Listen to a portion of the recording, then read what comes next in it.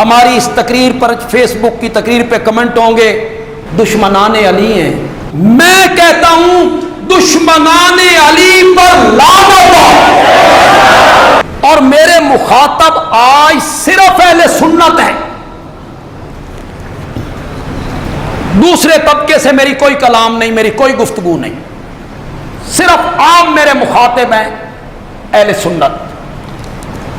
اس واقعہ کو تول تول کے سوچ سوچ کے بیان کرنا ہوتا ہے. کوئی ایسا لفظ زبان سے نہ نکلے جس سے حضرت سیدنا حسین رضی اللہ تعالیٰ عنہ کی پوزیشن خراب ہو. کوئی ایسا جملہ زبان سے نہ نکلے کہ حضرت سیدنا حسین رضی اللہ تعالیٰ عنہ کی عزت پر, عظمت پر, حرمت پر حرف آئے. اس لیے کہ حضرت حسین رضی اللہ تعالیٰ عنہ کی ادنا سی گستاخی کرنے والا اہل سنت نہیں ہے. کوئی سنی اپنے دل میں حضرت حسین رضی اللہ تعالیٰ عنہ کے لیے بغض نہیں پال سکتا. ہم ان سے محبت کرنے والے لوگ ہیں. ہمارا تو مسئلہ کی تبرہ نہیں تولا ہے. یہ مشکل لفظ نہیں نکل گئی اور میں مشکل لفظ بولا نہیں کرتا. ہمارا مسلک تبرہ نہیں تولا ہے. ترجمہ کر دوں, ہم نفرتیں نہیں بانٹتے, ہم محبتیں تقسیم کرتے ہیں. ہماری ایک آنکھ کا نور حضرت سیدنا صدیق اکبر ہے اور ہماری دوسری آنکھ کا نور حیدر کرار ہے رضی اللہ تعالی عنہ. ہم جس طرح احترام کرتے ہیں نا حضرت عمر کا, اسی طرح ہم احترام کرتے ہیں حسنین کریمین کا. سنیو بولو, جتنی عزت, عظمت, حرمت, فضیلت, وقار میرے اور آپ کے دل میں ام المومنین عائشہ صدیقہ کا ہے, وہی عزت اور عظمت اور حرمت ہمارے دل میں حسنین کی ماں سیدہ فاطمہ کی ہے. ہمارے لیے برابر ہے, ہمارے لیے برابر ہے. ہم نے دونوں آنکھیں کھلی رکھی ہوئی, ہم نے ایک آنکھ بند نہیں کر کے رکھی, ایک طرف دیکھیں دوسری طرف نہ دیکھیں, نہیں. ہم دونوں کا یکساں احترام کرنے والے. حضرت علی رضی اللہ تعالیٰ عنہ کا بھی احترام کرتے ہیں. بلکہ میں اکثر تقریروں میں کہا کرتا ہوں, آج پھر کہتا ہوں, کوئی نئے لوگ آئے ہیں ہماری اس تقریر پر فیس بک کی تقریر پہ کمنٹ ہوں گے دشمنان علی ہیں, دشمنان علی پہ لعنت. آپ کیوں لعنت کرتے ہیں دشمنان علی پر؟ آپ کو کیا ضرورت ہے لعنت کرنے کی کمنٹ میں؟ میں اس بھرے مجمع میں منبر رسول پر اور باوضو میں کہتا ہوں دشمنان علی پر لعنت ہو. میں خود کر رہا ہوں. دشمنان علی پہ کیا ہو؟ حضرت علی کے دشمن رحمت کے مستحق ہیں, حضرت علی کے دشمن لعنت کے مستحق ہیں. خدا گواہ ہے, حضرت علی کی ایک عظمت, حضرت علی کی ایک فضیلت, حضرت علی کی ایک خصوصیت, حضرت علی کا ایک وصف ایسا ہے جو حضرت ابو بکر میں بھی نہیں پایا جاتا. چل ایک سنی کی بات سن, حضرت عمر میں بھی نہیں پایا جاتا, حضرت عثمان میں بھی نہیں پایا جاتا. کسی صحابی میں وہ وصف نہیں پایا جاتا جو صرف حیدر کرار میں پایا جاتا ہے کہ ان کی پرورش نبوت کی گود میں ہوئی تھی. ان کی انفرادی خصوصیت ہے, انہیں میرے نبی نے پالا تھا. پھر ہجرت والی رات وہ میرے نبی کے بستر پہ سویا تھا. آسان تھا سونا بستر رسول پر؟ اس رات آسان تھا؟ اس بستر والے کو تو قتل کرنے کے لیے باہر لوگ کھڑے تھے، اس بستر والے کو قتل کرنے میرے آقا وہاں سے جا رہے ہیں اور حضرت علی کو کہتے ہیں میرے بستر پہ لیٹ جاؤ۔ بہادری، شجاعت، دلیری، نیڈر حد ہو گئی ہے۔ حیدر کرار صرف لیٹا نہیں، چادر تان کے سو گیا ہے۔ حضرت علی کی کوئی یہ خصوصیت ہے؟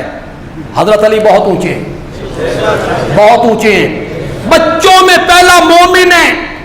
یہ میں باتیں اس لیے کر رہا ہوں کہ منفی پروپیگنڈا کیا جاتا ہے ہمارے متعلق کہ حضرت علی رضی اللہ تعالیٰ عنہ کی یہ توہین کرتے ہیں، یا دشمن ہیں، یا خاندان علی کے دشمن ہیں۔ اس لیے میں یہ ساری باتیں کر رہا ہوں۔ بچوں میں پہلا مومن ہے، بے شک تو کو ہجرت والی رات میرے نبی کے بستر پہ سویا، بدر احد کا غازی ہے، خندق کا ہیرو ہے، خیبر کے قلعے کا فاتح ہے، میرے نبی کا ویر ہے، پھر داماد ہے، پھر اسلام کا چوتھا خلیفہ ہے۔ ہم اہل سنت ہیں میاں، ہم اہل سنت ہیں، ہم حضرت علی کے اوصاف کے قائل ہیں، ہم حضرت علی کی جوتیوں کی توہین کرنا بھی جرم سمجھتے ہیں، ہم حسنین کریمین کی عظمتوں کے قائل ہیں، ان کے پاؤں کی جوتیاں ہمارے سر کا تاج ہیں، ان کے پاؤں کی مٹی ہماری آنکھوں کا سرما ہے۔ سیدہ فاطمہ بہت اونچی ہیں، میرے نبی کی بیٹی ہیں، میرے نبی کی بیٹی ہیں، حیدر کرار کی زوجہ محترمہ ہیں، وہ تشریف لاتی ہیں تو میرا نبی اٹھ کے استقبال کرتا ہے، ماتھے کو چومتا ہے، چادر پہ بٹھاتا ہے۔ بس بندیالوی یہ کہنا چاہتا ہے ہم حضرت علی کے اوصاف کے قائل ہیں، اسے بیان بھی کرتے ہیں۔ کبھی تو بھی تو بیان کرنا، کبھی تو بھی بیان کرنا کہ جو ہجرت والی رات بستر رسول پہ سویا تھا وہ بھی عظیم ہے، اور غار ثور میں جس کی گود میرے نبی کا بستر بنی تھی وہ بھی عظیم ہے۔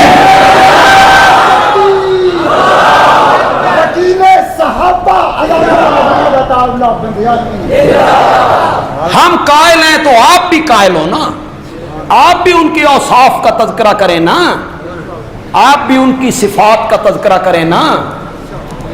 غار میں ان کی گود میں سر رکھ کے میرے نبی سو گئے تھے۔ کہاں کہاں سے لوگ آئے ہوں گے، ہر مسلک کے لوگ یہاں موجود ہوں گے، سارے کوئی میرے اشاعت و توحید والے تو نہیں رہنا، دوسرے مسلک کے لوگ بھی موجود ہوں گے۔ خدا کے لیے ایک منٹ کے لیے تصور تو کرو یار، جتنے لوگ آپ بیٹھے ہو، آپ میں نمازی بھی ہیں اور وہ بھی ہیں جو کچے پکے نمازی، کدی پڑھ لی تھے کدی، اللہ انہیں پکا نمازی بنا۔ کچھ ایسے بھی ہیں نہ کدی نیتی نہ قضا کیتی، اللہ انہیں بھی توفیق دی۔ مجھے وہ بھی لوگ نظر آ رہے ہیں جن کے چہرے پر سنت رسول ہے، اور وہ بھی نظر آ رہے ہیں جن کے چہرے پہ سنت رسول نہیں، اللہ انہیں رکھنے کی توفیق دے۔ جتنے لوگ یہاں بیٹھے ہو، نمازی غیر نمازی، چہرے پر داڑھی ہے یا نہیں، کیا عام میں سے ہر بندے کی یہ تمنا نہیں کہ کبھی خواب ہی میں آمنہ کے لال کی زیارت ہو جائے؟ نہیں ہے آپ کی تمنا؟ ہوتے کہ نہیں ہو؟ کبھی خواب میں دکھا دے مولا وہ چہرہ کیسا تھا، کبھی خواب میں دکھا دے مولا ان کی داڑھی مبارک کیسی تھی، ان کے ہونٹ کیسے تھے، ان کی آنکھیں کیسی تھی، ان کی زلفیں کیسی تھی، وہ پگڑی کیسے باندھا کرتے تھے، خواب میں اور جس کو ہو جائے زیارت وہ صبح ایک ایک بندے کو پکڑ کے کہتا ہے میری قسمت ویک، میری قسمت ویک، من خواب آقا دی زیارت ہوئی، یہ بات میں جذبات میں آ کے بالکل نہیں کروں گا، آہستہ آواز سے کروں گا۔ آپ کی آمین پہلے رکا توڑ دے گی۔ سبحان اللہ، تو خواب میں آقا کو دیکھے، تیرے پیر زمین تے نہیں کھلوندے، اکیلی غار تھی، 3 دن اور 3 راتیں تھیں، ایک میرا نبی تھا، دیکھنے والا ابو بکر تھا۔ ابو بکر تیریاں ریساں ہی کوئی، ابو بکر تیریاں ریساں ہی کوئی، تو بھی تو بیان کرنا۔